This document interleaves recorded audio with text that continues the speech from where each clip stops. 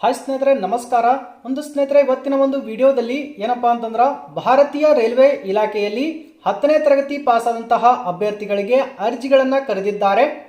ಸ್ನೇಹಿತರೆ, ಈ ಹುದ್ದೆಗಳಿಗೆ ಅರ್ಜಿ ಸಲ್ಲಿಸುವುದಕ್ಕೆ ಬೇಕಾಗುವಂತಹ ದಾಖಲಾತಿಗಳು ಏನು ಮತ್ತು ಉದ್ಯೋಗ ಸ್ಥಳ ಎಲ್ಲಿರುತ್ತೆ, ಸ್ನೇಹಿತರೆ ಆಯ್ಕೆಯಾದಂತಹ ಅಭ್ಯರ್ಥಿಗಳಿಗೆ ವೇತನ ಅಂದ್ರೆ ಸಂಬಳ ಎಷ್ಟಿರುತ್ತೆ, ವಯೋಮಿತಿ ಏನಿರಬೇಕು ಮತ್ತು ಇದರ ಕಂಪ್ಲೀಟ್ ಮಾಹಿತಿ ಮತ್ತೆ ಅರ್ಜಿ ಸಲ್ಲಿಸಲು ಕೊನೆಯ ದಿನಾಂಕ ಯಾವಾಗ, ಇಂತಹ ಕಂಪ್ಲೀಟ್ ಮಾಹಿತಿ ಇವತ್ತಿನ ವಿಡಿಯೋ ಮೂಲಕ ತಿಳಿಸ್ತಾ ಹೋಗ್ತೀನಿ.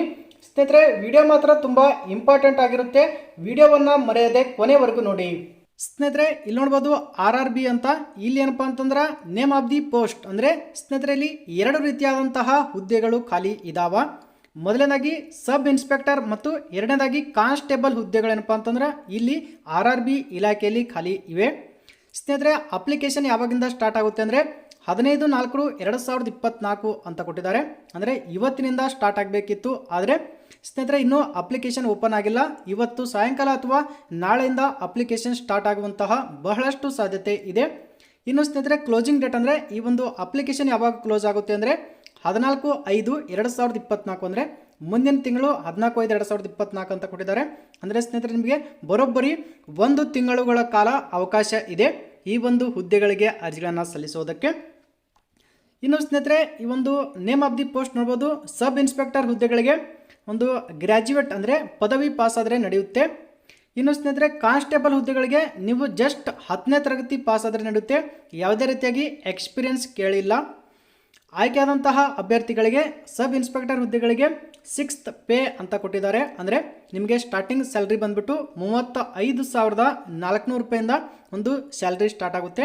ಇನ್ನು ಕಾನ್ಸ್ಟೇಬಲ್ ಹುದ್ದೆಗಳಿಗೆ 21,700 ರೂಪಾಯಿ ನಿಮಗೆ ಸ್ಟಾರ್ಟಿಂಗ್ ಸ್ಯಾಲ್ರಿ ಏನಪ್ಪ ಅಂತಂದ್ರೆ ಇರುತ್ತೆ. ಇನ್ನು ಸ್ನೇಹಿತರೆ ಏಜ್ ರಿಲ್ಯಾಕ್ಷನ್ ಬಂದ್ಬಿಟ್ಟು ದಿನಾಂಕ 1/7/2024 ಅನ್ವಯವಾಗುವಂತೆ ಮಿನಿಮಮ್ ನೀವು ಸಬ್ ಇನ್ಸ್ಪೆಕ್ಟರ್ ಹುದ್ದೆಗಳಿಗೆ ಅರ್ಜಿ ಸಲ್ಲಿಸ್ತೀರಿ ಅಂದ್ರೆ 20 ರಿಂದ 28 ವರ್ಷ ಒಳಗಡೆ ಇರಬೇಕಾಗುತ್ತೆ. ನೀವು ಏನಪ್ಪ ಅಂತಂದ್ರೆ ಕಾನ್ಸ್ಟೇಬಲ್ ಹುದ್ದೆಗಳಿಗೆ ಅರ್ಜಿ ಸಲ್ಲಿಸಬೇಕಪ್ಪ ಅಂತಂದ್ರೆ 18 ರಿಂದ 28 ವರ್ಷ ಈ ಏಜ್ ಕೊಟ್ಟಿದ್ದಾರೆ. ಸ್ನೇಹಿತರೆ ವೇಕೆನ್ಸಿ ನೋಡೋದಾದರೆ ಸಬ್ ಇನ್ಸ್ಪೆಕ್ಟರ್ ಹುದ್ದೆಗಳು 452 ಹುದ್ದೆಗಳು ಖಾಲಿ ಇದ್ದಾವೆ. ಇನ್ನು ಕಾನ್ಸ್ಟೇಬಲ್ ಏನಪ್ಪ ಅಂತಂದ್ರೆ 4,208 ಹುದ್ದೆಗಳು ಖಾಲಿ ಇದ್ದಾವೆ. ಒಟ್ಟು ಏನಪ್ಪ ಅಂತಂದ್ರೆ 4,660 ಈ ಹುದ್ದೆಗಳು ಭಾರತೀಯ ರೈಲ್ವೆ ಇಲಾಖೆಯಲ್ಲಿ ಖಾಲಿ ಇವೆ. ಒಟ್ಟು 4,660 ಹುದ್ದೆಗಳು ಖಾಲಿ ಇವೆ. ಸ್ನೇಹಿತರೆ ಈ ಹುದ್ದೆಗಳಿಗೆ ಪುರುಷ ಮತ್ತು ಮಹಿಳಾ ಅಭ್ಯರ್ಥಿಗಳು ಇಬ್ಬರು ಕೂಡ ಅರ್ಜಿಗಳನ್ನು ಸಲ್ಲಿಸೋಕೆ ಅವಕಾಶ ಕೂಡ ಇದೆ. ಸ್ನೇಹಿತರೆ ಇನ್ನು ಅಪ್ಲಿಕೇಶನ್ ಫೀಸ್ ಬಗ್ಗೆ ನೋಡೋದಾದರೆ ನೋಡ್ಬೋದು. ಫಾರ್ ಆಲ್ ಕ್ಯಾಂಡಿಡೇಟ್ ಎಕ್ಸ್ಪೆಕ್ಟೆಡ್ 500 ರೂಪಾಯಿ ಏನಪ್ಪ ಅಂದ್ರೆ ಎಲ್ಲ ಅಭ್ಯರ್ಥಿಗಳಿಗೆ 500 ರೂಪಾಯಿ ಇದು ಕೊಟ್ಟಿದ್ದಾರೆ. ನೋಡ್ಬೋದಲ್ಲ 500 ರೂಪಾಯಿ. ಸ್ನೇಹಿತರೆ ಮತ್ತೆ ನೋಡ್ಬೋದು ಏನು ಕೊಟ್ಟಿದ್ದಪ್ಪ ಅಂದ್ರೆ 400 ರೂಪಾಯಿ shall be refund duly deducting bank charges applicable on appearing the CBT ಅಂತ ಕೊಟ್ಟಿದ್ದಾರೆ. ಸ್ನೇಹಿತರೆ ಇದನ್ನು ಅಷ್ಟೊಂದು ಕ್ಲಿಯರಾಗಿ ನೀವು ಕೂಡ ಓದ್ಕೊಳ್ಳಿ. ಜಸ್ಟ್ ಇದಕ್ಕೆ ಏನಪ್ಪ ಅಂದ್ರೆ ಜಾಸ್ತಿ ಇಲ್ಲ. ಜನರಲ್ ಅಭ್ಯರ್ಥಿಗಳಿಗೆ 500 ರೂಪಾಯಿ. ನೀವೇನಾದರೂ SC ST ಮತ್ತು ಎಕ್ಸ್ ಸರ್ವಿಸ್ ಮ್ಯಾನ್ ಅಥವಾ female military economic backward class EBC ಆಗಿದ್ರಪ್ಪ ಅಂತಂದ್ರೆ ನಿಮಗೆ 250 ರೂಪಾಯಿ ಅಪ್ಲಿಕೇಶನ್ ಫೀಸ್ ಇರುತ್ತೆ. ಇದು ಕೂಡ ನೀವು ಆನ್ಲೈನಲ್ಲೇ ಅಪ್ಲಿಕೇಶನ್ ಫೀಸನ್ನ ಪೇ ಮಾಡ್ಬೋದು.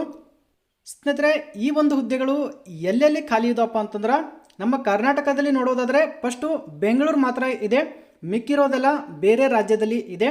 ಇದನ್ನು ನೋಡೋದಾದರೆ ಸ್ನೇಹಿತರೆ ಮೊದಲನೇದಾಗಿ ಅಹಮದಾಬಾದ್, ಅಜ್ಮೀರ, ಬೆಂಗಳೂರು, ಭೋಪಾಲ್ ಮತ್ತು ಭುವನೇಶ್ವರ್, ಬಿಲ್ಸಾಪುರ್ ಮತ್ತು ಚಂದಿಗ್ರಹ, ಚೆನ್ನೈ, ಗೋರ್ಖಾಪುರ್, ಗುವಾಹಟಿ, ಜಮ್ಮು, ಶ್ರೀನಗರ, ಕೋಲ್ಕತ್ತಾ, ಮಿಲ್ದಾ, ಮುಂಬೈ, ಮುಜಾಫರ್ಪುರ್ ಮತ್ತು ಪಟ್ನಾ ಮತ್ತು ಪ್ರಯಾಗ್ರಾಜ್, ರಾಂಚಿ, ಸಿಕಿಂದ್ರಾಬಾದ್, ಸಿಲಿಗುರಿ ಮತ್ತು ತಿರುವನಂತಪುರಂ ಇಷ್ಟು ಏನಪ್ಪ ಅಂತಾರೆ ಈ ಹುದ್ದೆಗಳು ಇಷ್ಟು ರಾಜ್ಯದಲ್ಲಿ ಖಾಲಿ ಇದ್ದಾವೆ. ಸ್ನೇಹಿತರೆ ನೀವು ಅರ್ಜಿ ಸಲ್ಲಿಸಬೇಕಪ್ಪ ಅಂತಂದ್ರೆ ಬೆಂಗಳೂರಲ್ಲಿ ಅರ್ಜಿ ಸಲ್ಲಿಸಿದ್ರೆ ನಡೆಯುತ್ತೆ, ಅಥವಾ ನೀವು ಬೇರೆ ಸ್ಟೇಟಲ್ಲೂ ಕೂಡ ಅರ್ಜಿಗಳನ್ನು ಹಾಕ್ಬೋದು. ಯಾಕಪ್ಪ ಅಂತಂದ್ರೆ ಇದು ಸೆಂಟ್ರಲ್ ಗೌರ್ಮೆಂಟ್ ಇರೋದ್ರಿಂದ ನಡೆಯುತ್ತೆ, ಯಾವುದೇ ಕೂಡ ತೊಂದರೆ ಆಗಲ್ಲ. ಸ್ನೇಹಿತರೆ ಇಷ್ಟು ಇವತ್ತಿನ ಮಾಹಿತಿ ಆಗಿತ್ತು. ಈ ಮಾಹಿತಿ ಈ ವಿಡಿಯೋ ಇಷ್ಟ ಆಗಿದ್ರೆ ಲೈಕ್ ಮಾಡಿ, ಶೇರ್ ಮಾಡಿ, ಸಬ್ಸ್ಕ್ರೈಬ್ ಮಾಡೋದನ್ನು ಮಾತ್ರ ಮರಿಬೇಡಿ.